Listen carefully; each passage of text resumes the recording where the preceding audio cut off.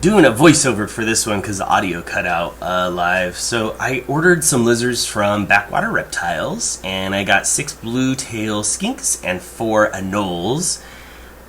They did arrive about, I would say, probably a little over a week ago, and I'm just getting around to making the video. So, or at least this vocal portion of it, so I could edit and send it up. So the cool thing is that by doing a voiceover, I know that everything is okay in that box. So one of the things that I did was try to open the box single-handedly while I was filming this. So it is a very awkward video because I am not an octopus, I learned. And they did a good job of packing it, so it was a little difficult for me to operate a camera and record a video, and I was in a huge time rush in between my work schedule, and I had to run down at lunch and grab these. So normally I would spend a little bit more time, stabilize the camera, and make it look a little better. Not to say that my videos are all that great anyway, but you know what? This is the best I could do in this particular situation. So the cool thing, though, is we have seen these lizards running around in the dome since they have been put in.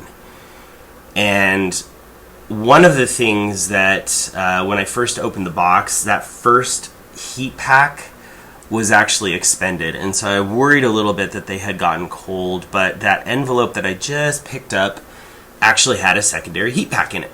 And that was nice because it was still warm. So the company that sent these was very careful to put a couple of heat packs. They also communicated super well. They wanted to make sure I picked these up at a held location, didn't have them delivered on the porch in winter. And as you can see, they arrived really, really healthy. Those are the Anoles, and they're packed in this little plastic container. They put some paper towel material in there so they'd have some space to kind of hide under things and some material to kind of feel a little less perhaps exposed, stressed. I mean, you know, you get shipped across the country in a box, and even inside of a little plastic container inside of a box with all these weird noises happening and stuff, probably pretty stressful. So I picked this section of the biodome to put them in because, first of all, it has a lot of ants and it has that tree structure that the bromeliads are growing on. And I thought, you know, anoles really like to have stuff to climb on. They like to have some area where there's direct sun exposure that they can bask. And so this spot seemed like the best spot. And again, trying to open this one-handed was really tough, but I managed. And these guys were so healthy when they arrived. I was really grateful. I really feel confident in the company, Backwater Reptiles, that they care about what they send. So I went ahead and pretty much just unpacked this particular carton in there, let them out, and the 4 Anoles that I got have been spotted running around. One of the males is now on top of the tree structure. The other day he was up there with his little, I want to call it a gizzard, but it's his little like lower neck flappy thing, threatening me, letting me know that I was impeding on his turf, and possibly trying to see if I wanted to mate with him, because that's, I think, also their mechanism for that. So I'm really hoping these guys do have babies. They lay some eggs, because the dome can certainly sustain them. There is a huge food supply in there. It's very warm, plenty of water. The bromeliads specifically have cups of water, and it waters pretty much every other day in there, so there's lots of pools. There's even a pond and stuff if they get desperate, but you can see everything's pretty humid and moist in there, and that means that there's lots of water collection. So for the blue-tailed skinks, they were in a bag. So they're in this bag here. And like I did with the anoles, I picked a part of the dome that I thought that they would be best suited to be released into. Obviously, they're going to choose where they want to go, but this area has the most roly-polies and has the most coverage for them to kind of burrow into, and it just felt like a better, more forested, nestly place for them.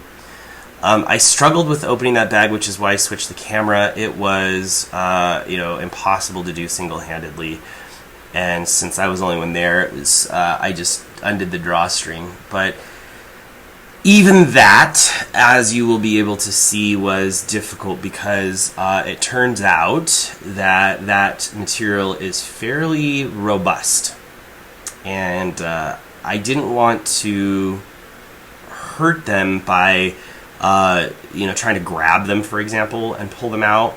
I was hoping I could just let them out. But they, I think, were scared, and so they tucked their head into the fabric, and then they didn't want to come out. And see, like, that one's like, no, don't.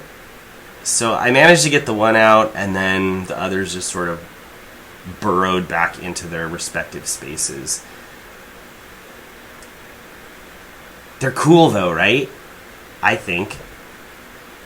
They'll grow quite a bit.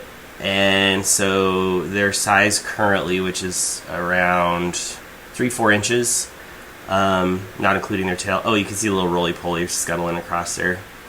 I'm hoping that's what they'll eat. There's plenty of other insects, but that's what I'm hoping they'll go after, is those arthropods.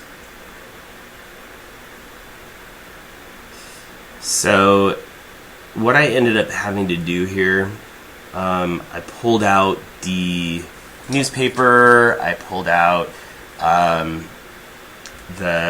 to do the fabric. I was going to turn the bag inside out, thinking that might help, but I was also a little worried about just too much manipulation of the material and maybe getting their claws kind of catching it.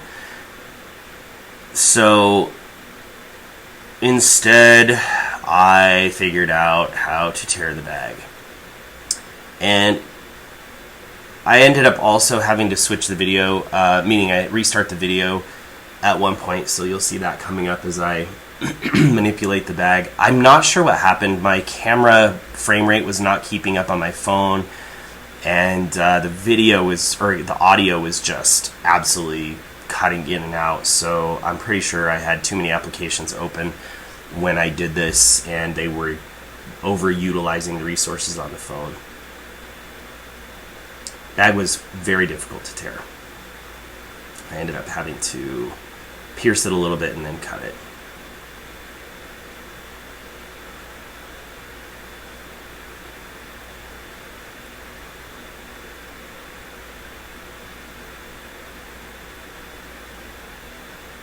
And then the video switched. So, but you can see them now. They're just sort of trying to figure out if they're free and where to go. And, happily, they've been spotted a number of times, basking in the light, the sunlight, as it heats up the dome. I have not seen them eating, so I'm not sure what they are mowing down on, but they're definitely still very fat and happy. And since these roly-polies are in abundance all over, that's what I'm hoping they'll take care of. So yeah, we have lizards in the dome. I'm very excited.